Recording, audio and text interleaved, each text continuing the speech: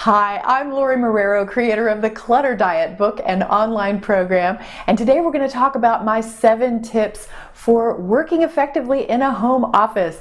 I've worked in a home office for over 15 years, and I know a thing or two about this. First, I want to answer a question we got directly from a viewer, and that was about managing your boundaries around friends and family who think, hey, you work from home, you can go do this in the middle of the day, or you can run this errand for me. Let's talk about that. Along with all these other tips I have. You need to have conversations with your friends and family and keep having them. They need to be ongoing conversations because people are probably not going to get this concept the first time. And this is a lot about you managing your boundaries. When you get a request, saying no to that request is important if you want to keep that boundary the way you need it to be. There are going to be things that are really benefits to the flexibility that you have working from home that you want to take advantage of. If you have an elderly family member that needs a favor in the middle of the day, okay, you know what, maybe you can do that. There are things like that that are the reason you decided to work from home in the first place. But do continue having those conversations with your friends and family as those boundaries continue to get managed. There is no simple answer to this. This is about a minute-by-minute decision-making process. So let's talk specifically about young children. So during my long period of working at home, I have had young children, and I fell prey to the fallacy that you can do it all when you work from home, and that's why you're working from home, because the kids are there at your feet and they're playing there while you work. That doesn't really work out. You can't give your focus entirely to your work if your focus is getting constantly shifted back and forth with the children, and the children are just, masters of interruption. So what I ultimately decided to do was hire a college student to pick up my children after school and bring them home, get their homework started, get them a snack, and manage those interruptions for me until I was finished with my work day. This was less expensive than daycare. Everybody was home. We were still together. I was still there if they really needed me. But mostly I was able to work more effectively. So consider this and find another solution, and you could trade babysitting with another mom who works from home. You guys could take turns on that so you could have more full focus. There are other ways to manage this. Ultimately, whether you work in a corporate office or home office, you are going to have interruptions and distractions.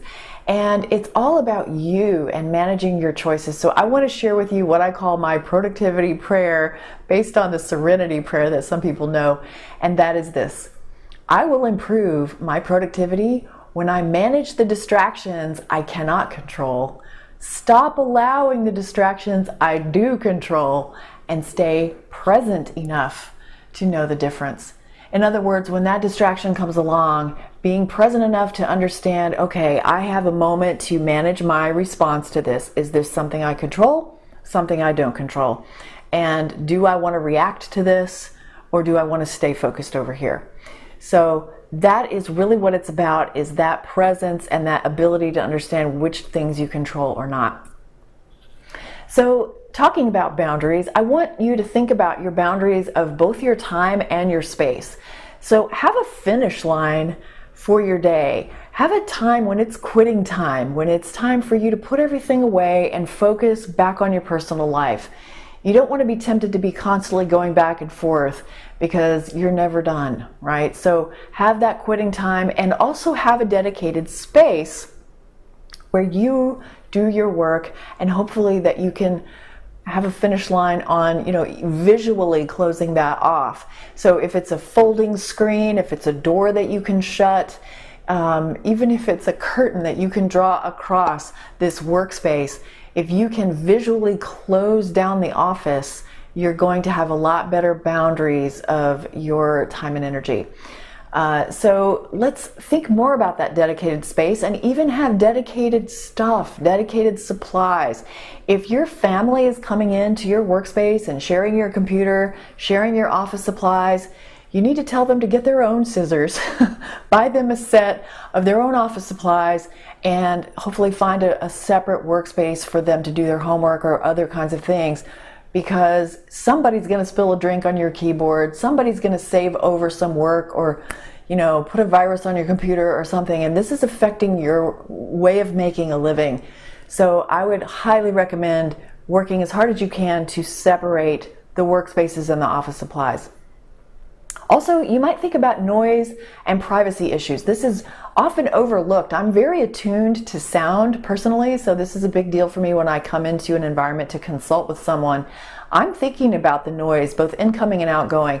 So if you are needing privacy for the things that you're discussing, and there's people around your area, like your spouse or whoever, that doesn't need to hear this conversation. For example, if you're a coach or a psychologist or someone who has appointments in their home office, you might need a white noise machine to screen that noise out. And you also need to think about the sounds that are going out from you on the telephone from your home environment, like your dogs barking or children making noise while you're talking to your clients and customers.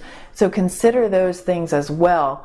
But think about sound as just another layer of that environment that you're creating. And finally, I'd like you to get what I call an elsewhere basket for your home office.